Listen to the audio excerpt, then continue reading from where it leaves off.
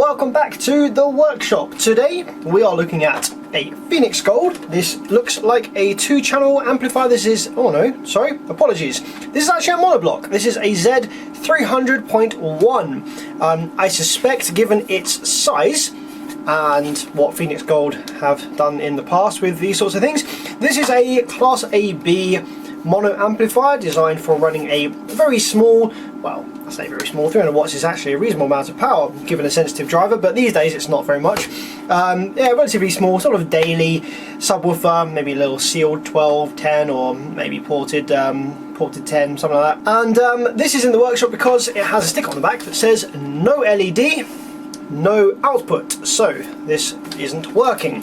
Let's take a look inside and see what's wrong with it. Now, if you've been watching the channel for a few years, you may have caught a video I did a while ago on a Phoenix Gold amplifier that I was horrified by because the price of the amplifier did not match the quality of the internals by any stretch of the imagination. They were asking for immensely high SQ, proper, really nice amplifier money, and they were giving you basically a piece of Chinese turd that you could pick up for 1/8 of the price from a different brand. It was the exact same PCB. So let's have a look and see what we've got in this one. Well, I can tell you why we've got no light or output, because we have a completely toasted power supply section. So we've got power supply MOSFETs along this side, push-pull on the transformer, and these have gone dead short, and as a result of that have caused some smoke because we have a dead short across 12 volts and negative, which is obviously high current behind. There is a fuse on board, a 40 amp, which incidentally doesn't appear to have blown. That fuse looks perfectly intact, which is interesting. It means that when this MOSFETs failed, they failed in such a way that they didn't really draw too much over probably 80 amps. I mean, a 40 amp fuse can pass a lot more than 40 amps for a short period of time. So yeah, they obviously failed with a high enough resistance to not blow the fuse, but to create a bunch of smoke and soot in the process. So yes, as I suspected, this is a Class AB mono amplifier. Pretty rudimentary, just got a couple of step-up drive transistors here. So we've got the preamplifier circuit with a bunch of op amps for the low-pass filter, subsonic, bass boost, and all that jazz. Yeah, and then we come over here into the single Class AB channel. We've got what probably is PNP and NPN transistors on each side. These are closed back transistors, so their power dissipation is limited compared to a metal backed transistor. Oh yes, we have the good old 2SB778 on this side, and this side is probably going to be 988. D998. Okay, so yeah, looking at this circuit layout and the parts used, this is an extremely basic rudimentary amplifier. The same kind of circuit as what you'd find in, well, pretty much anything really cheap off of Amazon, your Walmart specials. Yeah, not very premium at all. In fact, probably the bottom of the barrel in terms of Class AB amplifier circuits. But it is for use, or designed to be used really with a subwoofer, and subwoofers are not transparent to slight nuances and differences in amplifier topology and, you know, tonality and stuff. Low frequencies in the back of your car in a box, big heavy cone, not really going to translate any real differences in amplifier characteristics. We have no adjustable channel biasing, which means this is probably closer to a Class B amplifier. I doubt there's very much biasing going on. Also given away by the fact there doesn't appear to be any transistor mounted to the heatsink next to the output devices to adjust the biasing level on the fly to compensate for heat. So yeah, this will be pretty much like Class B. There'll be no biasing at all here. I haven't looked up what this amplifier costs new. I don't think I want to, because I would like to stay seated on my chair today. But nonetheless, let's get it out of the case here, because we need to get to the bottom of the PCB to replace these toasted power supply FETs. Sliding nicely out of the case. Okay. So if we take a look on the bottom, you can see that the PCB is a bit burnt here. So you might have some carbonized conductive PCB to get rid of, but not too bad. I've repaired much worse than this in the past. I'm sure you're curious to know, why did those power supply FETs fail? Well, let's take the multimeter on diode mode and have a look at the output transistors to see if any of these are shorted. If they are, then it's likely that the power supply was overloaded as a result of a short across the rails. So no shorts so far on that side, and not really getting anything over here either. So the output section, I would take a hazard guess, is absolutely fine. So this may have been a reverse polarity, although you would have thought that the reverse polarity diode here would have failed. Well, we have about 30 ohms across it, but we could just be reading the dead MOSFET. So let's just cut these out and see whether that goes away. This has got very toasty, hasn't it? Yeah, so the reverse polarity diode is fine. These power supply filter caps are also not bulged in any way, so I doubt that there was any reverse polarity gone on. Could have just been the power supply was overloaded, excessive current, although I would be quite surprised. I'm not really too sure what's caused this. It could actually be vibration damage which has caused the transformer itself to create a shorted wind, because this is not seated down very well at all. Lovely job, Phoenix Gold, as always. Unfortunately, Phoenix Gold appears they've just gone the same way as a lot of other once good American brands like Hyphonics, whereby they've been sold on and their name, their reputation has been used to sell the most cheap, highly marked up garbage for the new owners to revel in profits. Because yeah, this amplifier is a piece of absolute junk. So first things first, let's remove these legs from the MOSFETs, get this all cleaned up. We will likely need to repair the drive circuit for the power supply FETs, which I think is over here. Yep, a couple of drive transistors there for the FETs. We'll probably need to change those. Gate resistors will need changing as well. And then once we've done that, we can drop some new FETs in and see whether the transformer is shorted or not, because there must be some reason why these FETs all decided to cook. But first, a sip of tea. One thing I will say though, which this amplifier has over its similar cousins with the same kind of circuit layout, is that at least this one is a dual layer PCB. Most of these circuits are single-sided PCBs that are much thinner and much more susceptible to cracked solder joints from vibration damage, but this one is dual-sided at least. Although it is very thin and it doesn't have any supports at all down the centre of the board to prevent vibration across the board itself. A little bit of fresh 60/40 in these pads before we suck them dry.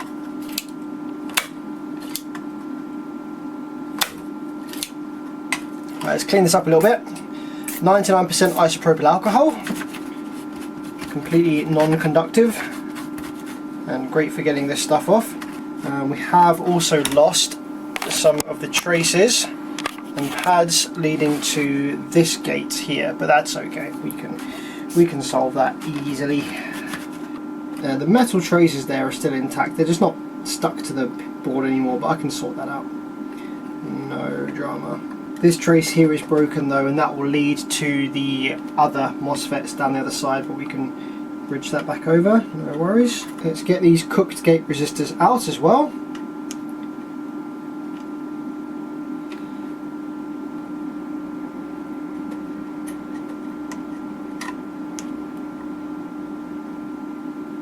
So replacement gate resistors, we're going to drop in some 10s or 47s. I'm going to put some 3205s probably, or something similar to that in here.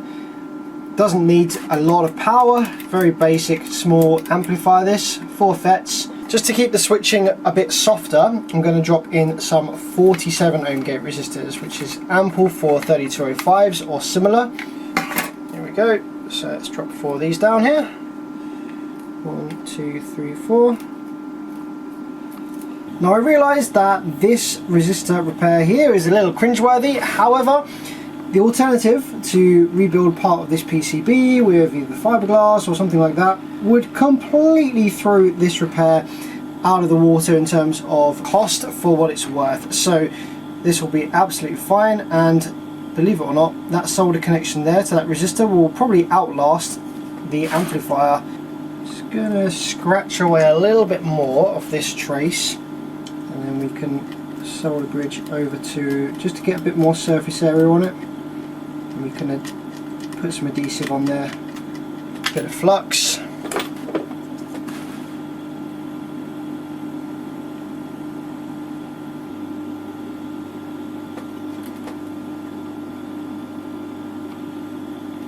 There we go, that'll be absolutely fine. We just drop some adhesive over the top of this, and that's not going to go anywhere. I do wonder whether the drivers over here got hurt by that. We've got burnt gate resistors, almost always get burnt drivers as well, but not always. Depends on the model of driver as to whether they can actually, the PNPs specifically, can sink the current. And actually it looks like they may have very well survived if the gate resistors were high enough value to limit the current through to the driver. And these transistors, these G1s and 2Ls, you know what, I think that they actually were able to sink the current away from the gates, and they are absolutely fine. The way that we can test that is by plugging in some power wires and seeing if we get equal good PWM on these MOSFET gate pads.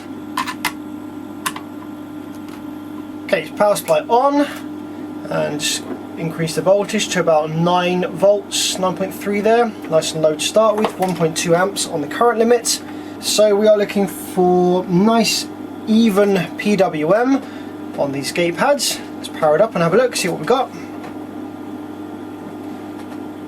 Ah, wow, that's not what we want to see. Okay, let's let's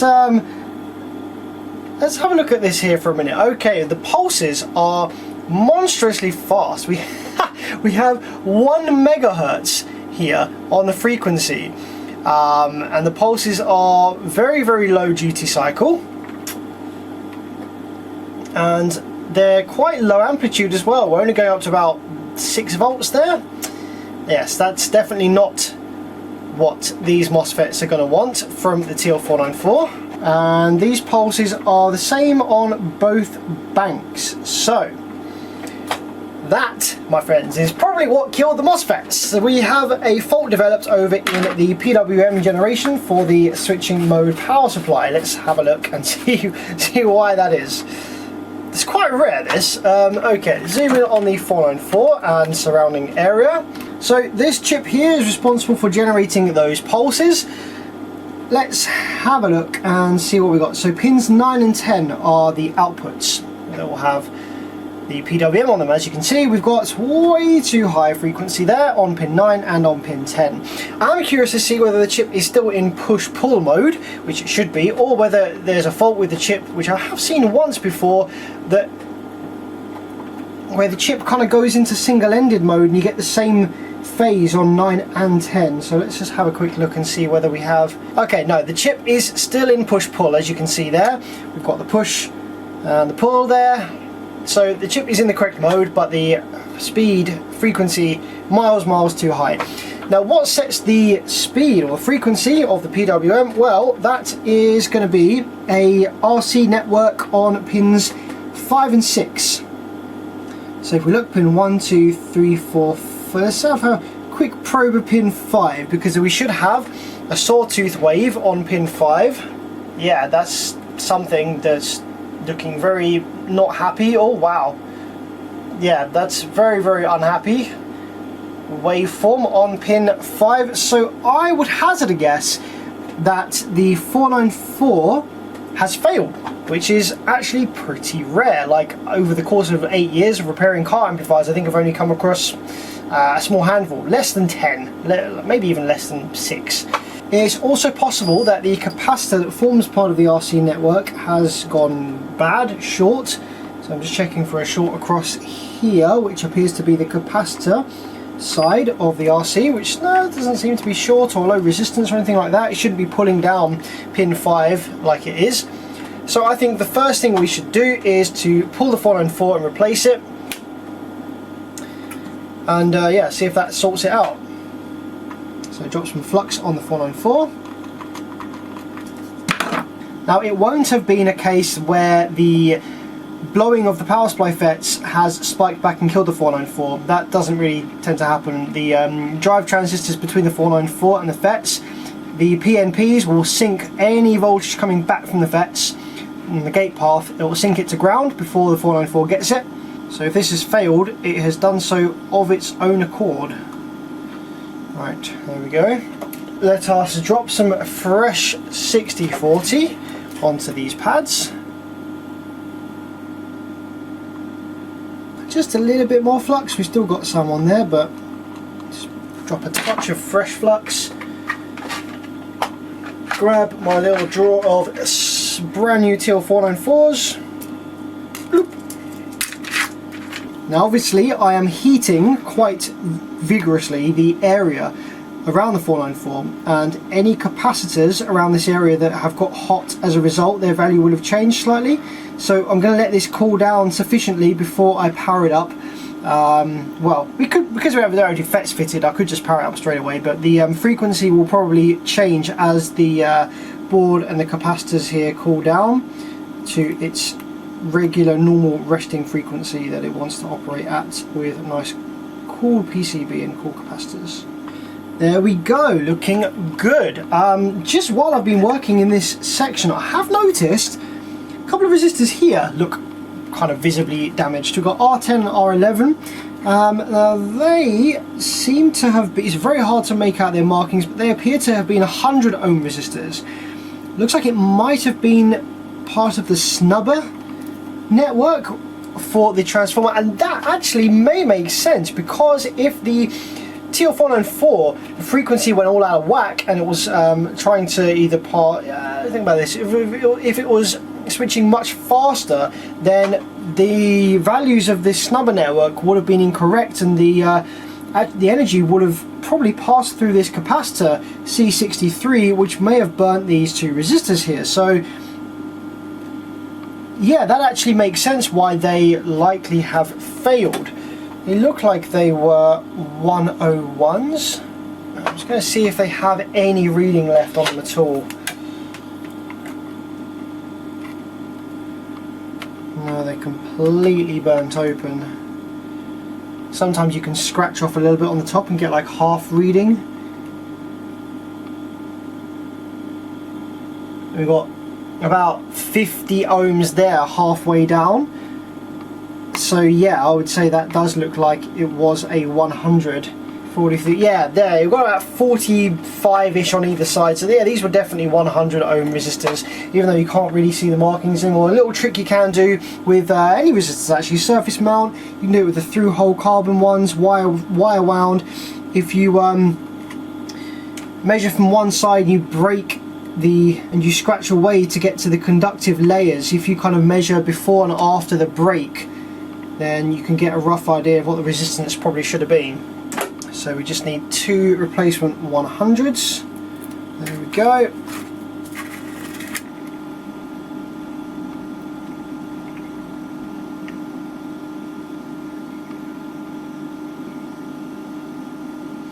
There we go. So I don't think anything else would have been affected by super high speed switching. It's on the output side. We've got another couple of ones down here. We've got a 10 ohm with a capacitor here. I'm just going to check that one. That's still reading about right. And this one, yeah, still reading about right as well. Okay, so let's power it back up and see whether the switching frequency for the power supply is where it should be. I imagine this will probably be somewhere around 20 to 30 kilohertz, usually is what these are. Supply back on, 9 volts.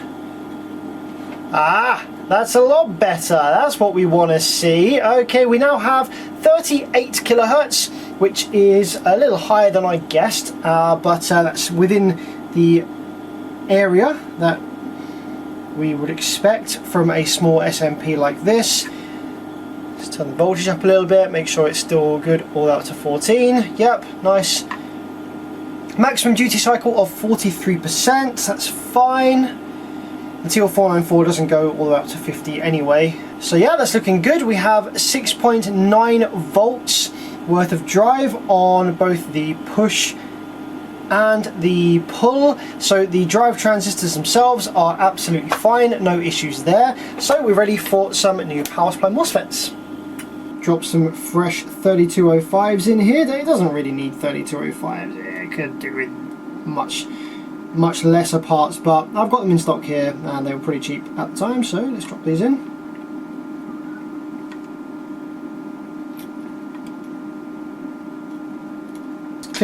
Let's clean off this area where the traces have kind of come away a little bit. Get rid of any solder flux that's on there. And then I'm just going to test it before I drop adhesive on there, because the adhesives can tend to be conductive before they're dry while they're still wet.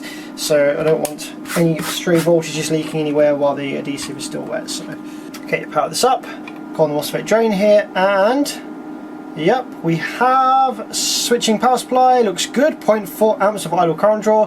That means that there is basically no biasing going on the output section at all, because that is a ridiculously low idle current for a Class AB.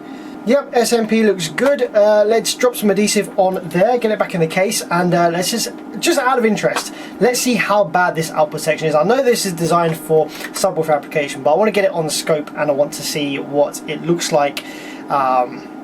See whether there's any visible crossover distortion at higher frequencies. So we are back in the case, and if you're wondering about this burnt wire, this is just a ground wire that links the chassis to the circuit board ground, and although the insulation on the wire is a bit bubbled and melted, the wire is still making perfect continuity, so no need to replace that really, just added cost for the customer. This is a very cheap, low cost amplifier, so we're trying to keep costs down as much as possible. But let's have a look at the sine wave then. The low pass filter, maximum it goes up to here is 400 Hz, so we're not really going to get much beyond like 600 Hz out of this amplifier anyway. And subwoofers, like I say, they're not very transparent to a high percentage of THD, and in fact people spend big money on distortion detectors for their subwoofer amplifiers because you just cannot hear, even when the amplifier is pretty hard clipping and the THD is through the roof, you still can't really hear it from a subwoofer driver in the back of your vehicle. So provided we don't see any visible crossover distortion on the scope here, then once this is installed in a car and you're playing on a subwoofer, it's going to sound absolutely fine. Doesn't mean it's a good circuit though. Okay, so you can see here that it starts rolling off at about, oh wow, it starts rolling off quite early, about sort of 300 Hz here, and we start rolling off. So okay, let's have a look, and the sine wave, to be honest, looks absolutely fine. Let's go about 400 Hz here. Let's zoom in on the scope. We're looking for crossover distortion here. Like, honestly, it looks absolutely fine. May this be a relatively high-ish THD amplifier compared to others that are designed for full range? Yes, maybe, but at these low frequencies it's really not going to impact the sound of this amplifier through a subwoofer at all. It looks absolutely fine on the scope there. And having this biased way far away from Class A will help the amplifiers to stay cool. Given that it's a Class AB, it's not very efficient running a subwoofer at low impedances. It's gonna heat up, so the less heat you can get, the less heat you can generate, the better really. One benefit that Class AB does have over Class D is that you can pretty much clip the balls out of this thing and it doesn't really care too much about it, whereas a Class D definitely cares if you run into clip, because the output MOSFETs stop oscillating when you are at clip point, because the duty cycle of the Class D switching frequency, the switching waves, goes down, hits zero basically, and then you've just got the full DC rail being sent to the speaker terminals, so you haven't got the benefit of the voltage being switched, pulsed on and off. It's just DC for that period of the sine wave that is clipped. So you definitely don't want that, and the Class D oscillation, the switching stopping and starting like that, the output inductors have inertia, and that is stressful for the output FETs to keep doing like 30 times a second, 50 times a second, or even double that, because it's, yeah, like 100, 200 times a second, not ideal. But yeah, Class AB doesn't really care too much about clipping really. It can just mean that you're exceeding the designed power limit of the amplifier if you go really heavily into clip for a long time. But yeah, interesting rare fault, TL494 faulty, causing 1 MHz of PWM on the power supply MOSFETs. causing them to fail and the snubber circuit to fail. Yeah, pretty interesting. I hope you enjoyed, and I'll see you next time.